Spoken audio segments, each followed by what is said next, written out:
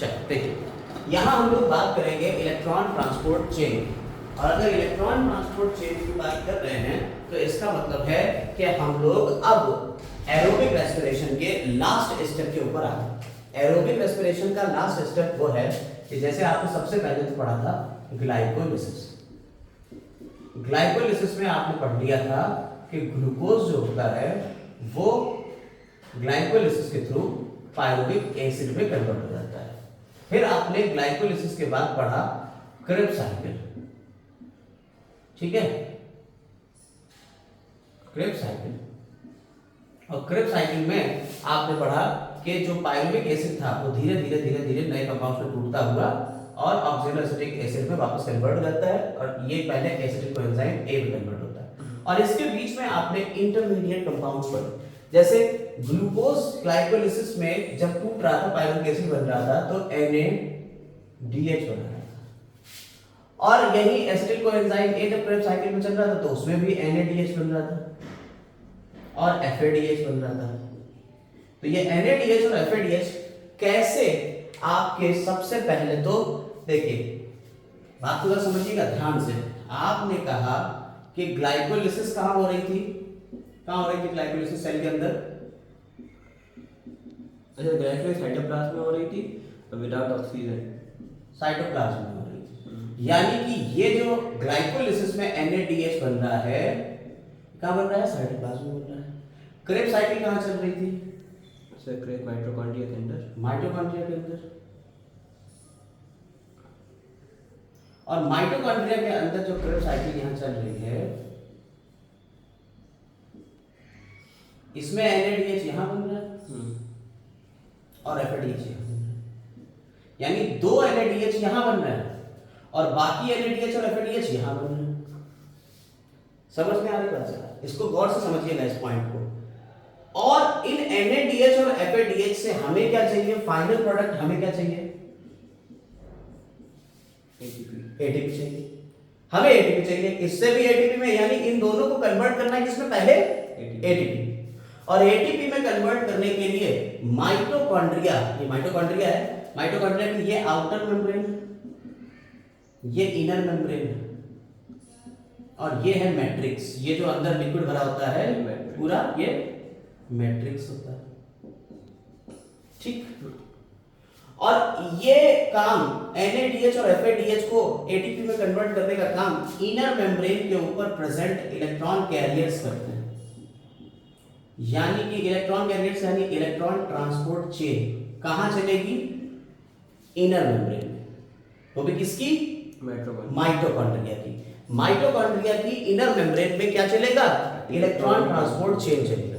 लेकिन समझिएगा बात, और इस इलेक्ट्रॉन ट्रांसपोर्ट चेन के थ्रू ये टर्मिनल ऑक्सीडेशन तक पहुंचेगा और वहां वाटर बनेगा और ATP का फॉर्मेशन होगा। केमी ऑस्मोटिक हाइपोथेसिस भी हम बताएंगे इसी में ही, थोड़ी सी जो फोटोसिंथेसिस बताई थी कि यहाँ पे ये सब अपना जो कुछ भी होगा इलेक्ट्रॉन इसको देंगे और हाइड्रोजन आयन यहाँ इकट्ठा होते जाएंगे।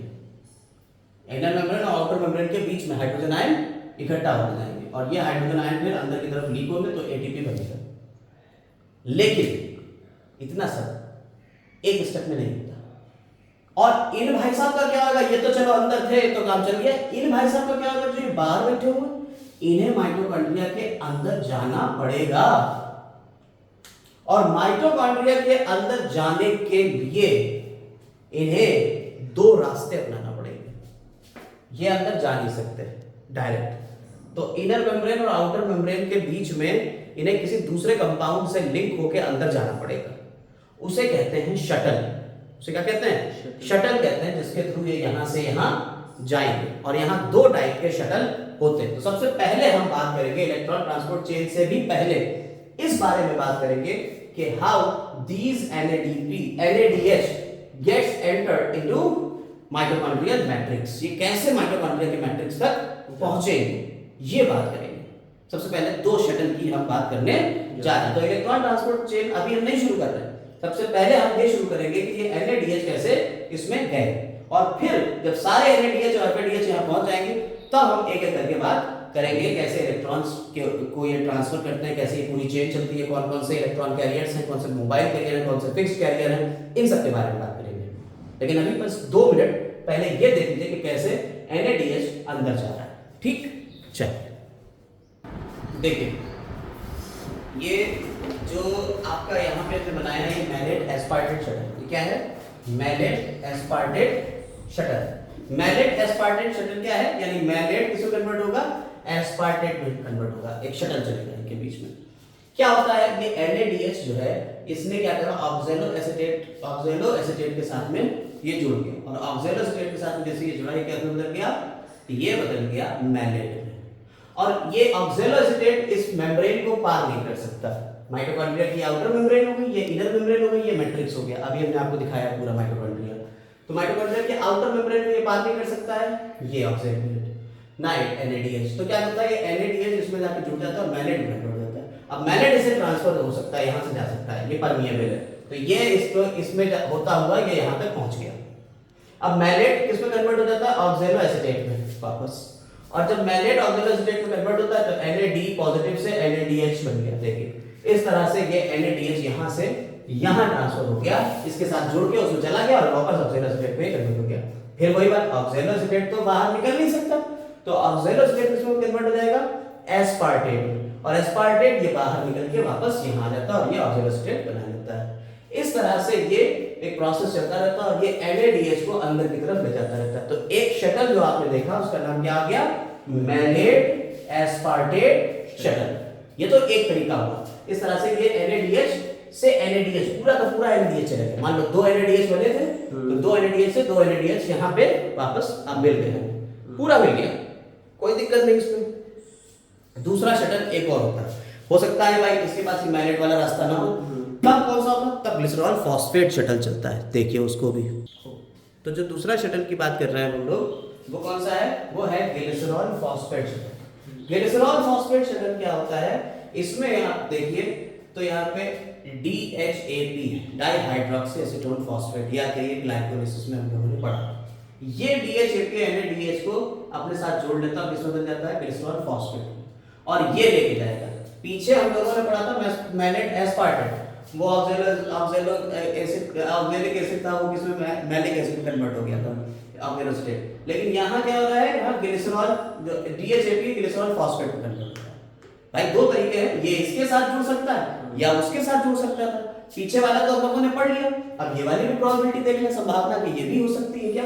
तो DHAP जो होता है, ये NADH जो है वो इसके साथ में जुड़ गया और ग्लिसरॉल फॉस्फेट में ये अब ऐड है।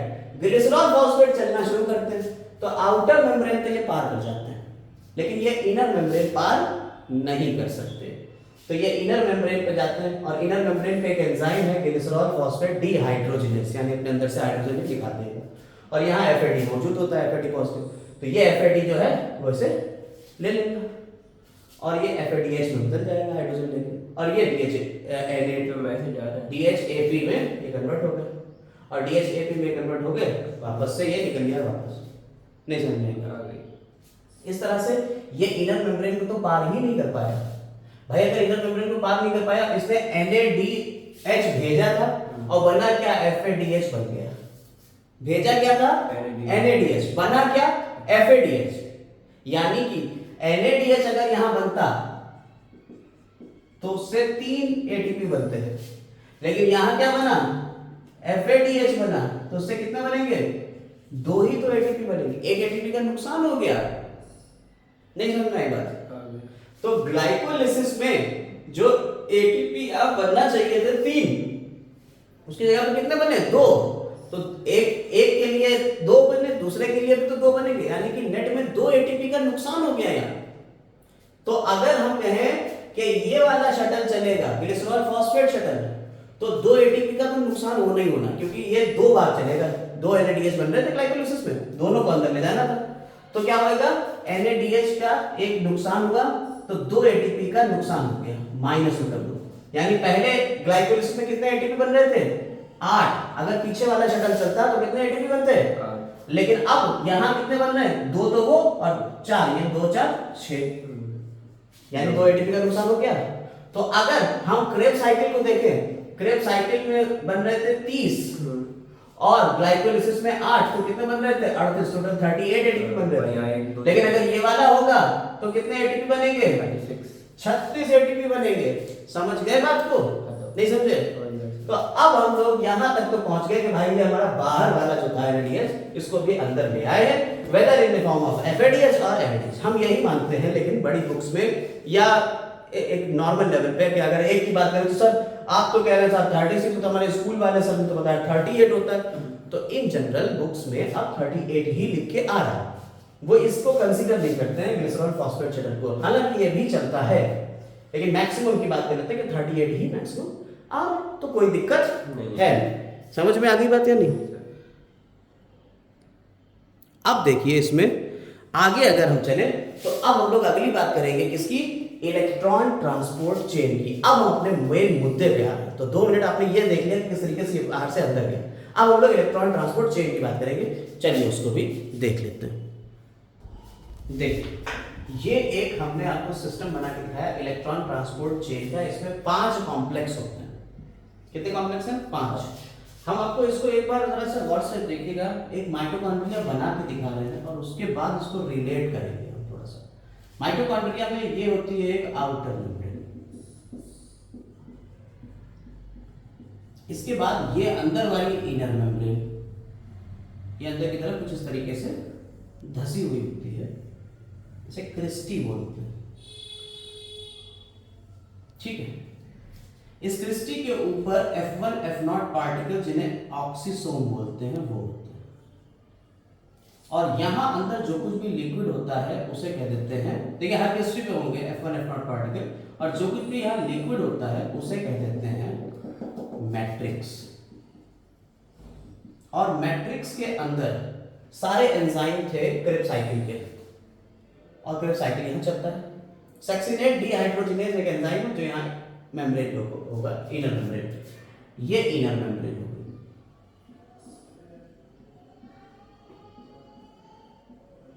ये जो स्पेस है दोनों मेम्ब्रेन्स के बीच का, इसे क्या देते हैं? इंटर मेम्ब्रेनस स्पेस या inter membrane space, inter membrane space. ठीक, समझ में आएगा? हमने इस पार्ट को, इतने से पार्ट को उठाया और ऐसे उठा के कर दिया, यहां ऐसे लगा दिया। देखिए ये इंटर मेम्ब्रेन स्पेस यहां की सबसे बाहर की तरफ, यहां पे ये इंटर मेम्ब्रेन स्पेस, यानी इसके बाहर एक और मेम्ब्रेन होगी, कौन सी होगी? आउटर मेम्ब्रेन, वो हमने दिखाई। इसके बाद ये वाली आ गई इनर मेम्ब्रेन, देखिए आउटर मेम्ब्रेन, और इसके बाद इंटर मेम्ब्रेन स्पेस, इसके बाद अंदर कौन सी आएगी? Inner membrane. तो ये वाली आ गई आपकी इनर मेम्ब्रेन, और इनर मेम्ब्रेन के अंदर क्या है? मैट्रिक्स, वो आपको यहां दिख रहा है मैट्रिक्स। ये आप रिलेट कर सकते हो, ये डायग्राम यहां कुछ इस तरह से बनाया हुआ है जिसमें इनर मेम्ब्रेन पे फोकस किया गया।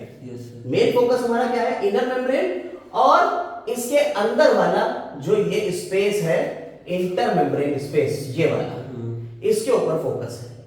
हम इसके अंदर जो है एक और मेम्ब्रेन नहीं बना रहे हैं।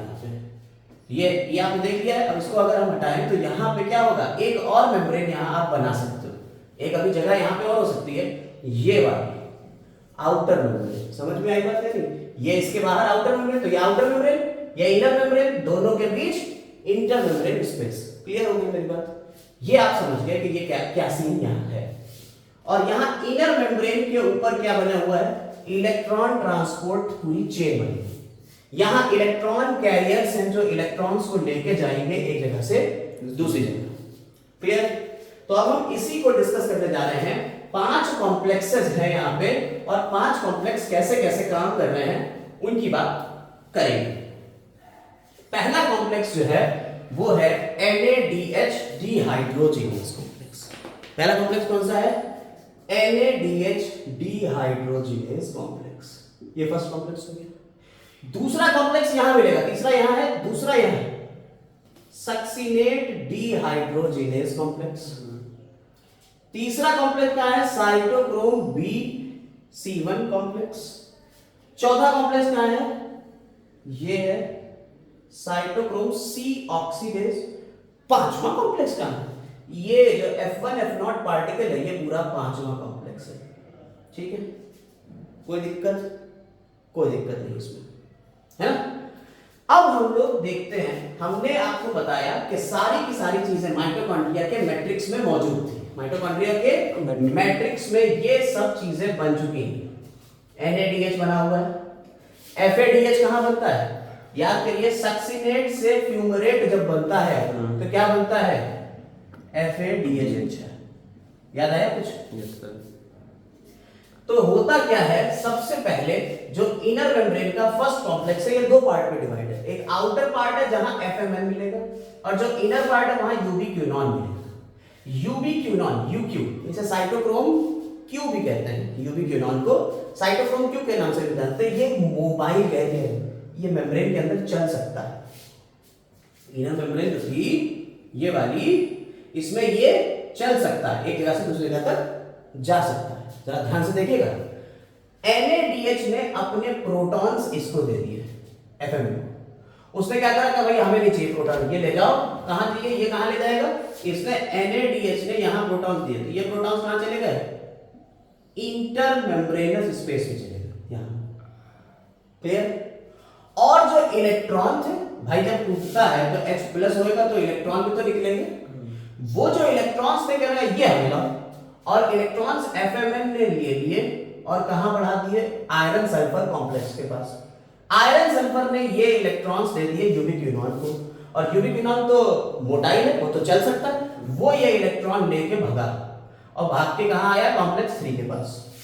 ये बात यही अभी हम रोक देते हैं। NADH ने ये इलेक्ट्रॉन इसको दे दिए। क्लियर? अब जरा देखिएगा, अगला पार्ट आता है second complex, succinate dehydrogenase. Succinate dehydrogenase में क्या हो रहा है? ये FADH अपने, जब सक्सिनेट से फ्यूमरेट बना तो FADH था, उसने अपने इलेक्ट्रॉन्स FAD को दिए। इसने अपने इलेक्ट्रॉन्स किसको दे दिए? आयरन सल्फर को दिए, और आयरन सल्फर ने यूबिक्विनॉन को होते हुए ये दे दिए। यूबिक्विनॉन बहुत बड़े वाले हैं। ये कहने लगे देखो हम इलेक्ट्रॉन तो ले जाएंगे, ये बात तो सही है, एक हाइड्रोजन भी हमें चाहिए, बिना उसके हम नहीं जाएंगे। तो इन्होंने कहा ठीक है साहब, हाइड्रोजन भी चिपका, तो यूबिक्विनॉन H2 ये जो दिख रहा है, ये क्या करते हैं? ये अपना इलेक्ट्रॉन साइटोक्रोम B को दे देते हैं। देखिए यहां से भी लेके आया यूबिक्विनॉन, और यहां से भी इसने इलेक्ट्रॉन किसको दे दिया? साइटोक्रोम B को दे दिया। और प्रोटॉन कहां चले गए? प्रोटॉन अंदर आ जाता है। प्रोटॉन कहां आ रहा है? प्रोटॉन यहां आ रहा है, इंटर मेम्ब्रेन स्पेस में। और ये इलेक्ट्रॉन अब यहां से साइटोक्रोम B, फिर आयरन सल्फर, फिर साइटोक्रोम C बन के आ गया। साइटोक्रोम C1 से जुड़ा हुआ है साइटोक्रोम C। ये भी यूबिक्विनॉन की तरह चंचल है, ये भी चल सकता है। ये सब फिक्स है, लेकिन ये और ये भाई साहब चल सकते हैं, यानी यूबिक्विनॉन और साइटोक्रोम C ये चल सकते हैं। इसने इलेक्ट्रॉन पकड़ा, ये लेके कहां पहुंच गया? कॉम्प्लेक्स 4 के पास। इसने कॉपर को दिया, कॉपर ने साइटोक्रोम A को दिया, A से पहुंचा A3 में, A3 से फिर कॉपर के पार्ट पे पहुंचा, और उसने क्या करा? उसने ये इलेक्ट्रॉन बाहर यहां पे मौजूद थी ऑक्सीजन, उसने इस ऑक्सीजन में 2 हाइड्रोजन आयंस को जोड़ दिया, और क्या बना दिया? H2। भाई H+ थे, इन्हें 2 इलेक्ट्रॉन चाहिए थे, 2 इलेक्ट्रॉन जोड़ देंगे तो H बन जाएगा, H2 हो गया, और उसमें आधा ऑक्सीजन जुड़ गया तो H2O हो गया। नहीं समझे बात? समझ गए। इस तरह से ये वाटर का मॉलिक्यूल बन जाता है। इसे कहते हैं टर्मिनल ऑक्सीडेशन। इसे क्या कहते हैं? Terminal oxidation. तो यहाँ टर्मिनल ऑक्सीडेशन हो गया। लास्ट में इलेक्ट्रॉन कौन लेके उड़ गया? पानी। सारा इलेक्ट्रॉन कौन लेके उड़ गया? पानी। नहीं समझे बात? लेकिन इस मसले में हुआ क्या? आप देखिए यहाँ हाइड्रोजन, मैट्रिक्स में हाइड्रोजन कम नहीं हो गए, मैट्रिक्स में हाइड्रोजन आयन कंसंट्रेशन कम हुई, और कहां बढ़ रही हाइड्रोजन आयन? बढ़ कहां रहे हैं? हाइड्रोजन आयन बढ़ रहे हैं इंटरमेम्ब्रेनस स्पेस में। तो हाइड्रोजन आयन कहां बढ़ रहे हैं? Intermembranous space. यहां हाइड्रोजन आयन बढ़ना शुरू हो गया, और मैट्रिक्स से हाइड्रोजन आयन कम होना शुरू हो गए, यहां कम होते चले जा रहे हैं हाइड्रोजन। नहीं समझे? यानी यहां हाइड्रोजन आयन की कंसंट्रेशन ज्यादा है, यहां कम है। अब ये हाइड्रोजन आयन बाहर निकल नहीं सकते, आउटर मेम्ब्रेन बाहर निकल नहीं सकते। ये कहेंगे साहब हमें अंदर जाना, अंदर जाने की कोई जगह मिल नहीं रही, लेकिन एक जगह है, वो कौन सी है? Complex 5 ATP synthase. यहां F1 F0 पार्टिकल होता है। ये कुछ इस तरीके से होता है, ये ऐसे करके, ये F0 है और ये इसका F1 पार्ट है। ये दो से मिलकर बना। F1 जो हेड है इसका, इस हेड में एक एंजाइम होता है एटीपी सिंथेस। देखिए यहां हमने दिखाया वो एटीपी सिंथेस। ये क्या करता है, जैसे ही ये कहता है तुम हमारे पास से आओ यार, हम तुम्हें मौका देंगे, आओ तुम यहां निकलिए, प्रोटॉन को अंदर। भाई यहां हाई पोटेंशियल, यहां लो पोटेंशियल, बाहर पॉजिटिव पोटेंशियल है, अंदर नेगेटिव है। हाई पोटेंशियल से लो पोटेंशियल की तरफ जा रहा है, और जब हाई पोटेंशियल से लो पोटेंशियल की तरफ जाएगा तो एनर्जी नहीं रिलीज करेगा, और उस एनर्जी का ये यूज करता है।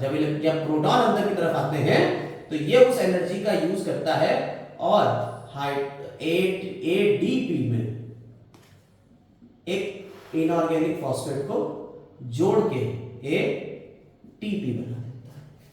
नहीं समझ पा रहे? बस समझ गए? इस तरह से प्रोटॉन के अंदर आने पे एटीपी बन गया। और ये प्रोटॉन किसकी वजह से आए थे? NADH और FADH की वजह से तो प्रोटॉन आए थे। NADH और FADH ने प्रोटॉन्स की कंसंट्रेशन को बढ़ाया। तो यहां क्या होता है, यहां 3 बार प्रोटॉन्स अंदर रिलीज हो रहे हैं जब NADH ने करा, इसलिए 1 से 3 एटीपी बने। और यहां 2 बार ही हो पाएंगे, या एक इसमें और एक इसमें, तो इसलिए यहां कितने एटीपी बने? 2। तो FADH से 2 एटीपी क्यों बनते हैं, समझ में आया? NADH से 3 एटीपी क्यों बनते हैं, समझ में आया? पूरा कांसेप्ट समझ में आया? ये पूरा इलेक्ट्रॉन ट्रांसपोर्ट सिस्टम है। बोलो कोई दिक्कत इसमें? नहीं सर। अब जो मेन पॉइंट है इसके, वो मेन पॉइंट हम यहाँ लिखेंगे और आपको समझा देंगे कि एनसीईआरटी से ये कौन से पॉइंट ज्यादा पूछे गए हैं या पूछे जा सकते हैं, उनको और डिस्कस कर लेंगे। ये तो मेरे ख्याल से आपको पूरा समझ में आ गया होगा। और ये जो प्रोटॉन्स अंदर लीक करते हैं, ये केमी ऑस्मोटिक हाइपोथेसिस है। एक हाइपोथेसिस है जिसके अकॉर्डिंग ये काम हो रहा है। मिशन ने दी थी, पी मिशन एक साइंटिस्ट थे, उन्होंने दी थी। तो केमी ऑस्मोटिक हाइपोथेसिस कहलाती है। हालांकि उसको याद करने की जरूरत नहीं है, आपको पूरा सीक्वेंस समझ में आ गया है। सेम यही काम आप वहां कर रहे थे, थाइलेक्वाइड की मेम्ब्रेन को, इनर मेम्ब्रेन को, वहां पे प्रोटॉन को बढ़ा रहे थे, और जब क्लोरोप्लास्ट में ये काम हो रहा था तो फोटोसिंथेसिस में एटीपी बन रहे थे। बिल्कुल वही काम यहाँ होता है, क्लोरोप्लास्ट में भी एटीपी बनते हैं। सेम मैकेनिज्म दोनों की सेम। अगर ये समझ गया तो क्लोरोप्लास्ट वाला समझ जाओगे, उसमें एटीपी कैसे बनते हैं। क्लोरोप्लास्ट समझ गए तो इसमें समझ जाओगे। क्लियर? अब हम कुछ 2-4 पॉइंट की बात करेंगे और उसके बाद इस पॉइंट भी खत्म करेंगे और ये टॉपिक भी। देखिए यहां हमने कुछ पॉइंट्स लिख दिए हैं, सर आप इनको गौर करिएगा। वो मेन पॉइंट है। अच्छा एक चीज यहाँ पे जो थोड़ी सी यहाँ पे छुट्टी थी, कॉपर का, यहाँ कॉपर A और कॉपर B होता है, 2 कॉपर के मॉलिक्यूल्स हैं। जरा यहाँ देखिएगा, the presence of oxygen is vital, मतलब बहुत इंपॉर्टेंट है, since it drives the whole process, क्योंकि यही चला रही है पूरे प्रोसेस को, by removing hydrogen from the system.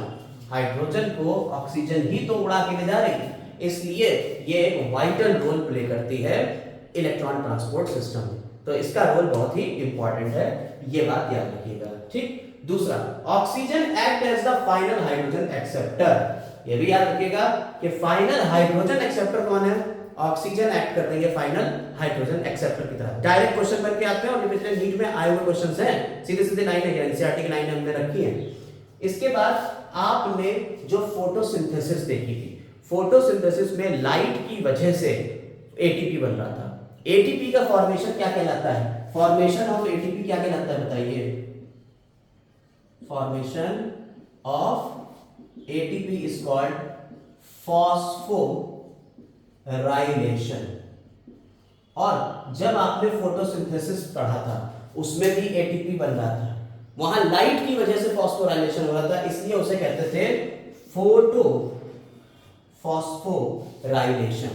और यहां ऑक्सीडेशन हो रहा है, यहां टर्मिनल ऑक्सीडेशन स्टेप यही तो है, टर्मिनल ऑक्सीडेशन। तो टर्मिनल ऑक्सीडेशन ऑक्सीजन की वजह से यहां पे हो रहा है, और यहां ऑक्सीडेशन की वजह से क्या बन रहा है? एटीपी बन रहा है, इसलिए इसे क्या कहते हैं? Oxidative phosphorylation. फॉस्फोराइलेशन दोनों है, चाहे क्लोरोप्लास्ट में बने एटीपी तो भी फॉस्फोराइलेशन है, चाहे माइटोकॉन्ड्रिया में बने तो भी फॉस्फोराइलेशन है। क्लोरोप्लास्ट में फोटोफॉस्फोराइलेशन क्योंकि लाइट की वजह से हो रहा है, यहां ऑक्सीडेटिव फॉस्फोराइलेशन क्योंकि यहां ऑक्सीडेशन प्रोसेस की वजह से हो रहा है।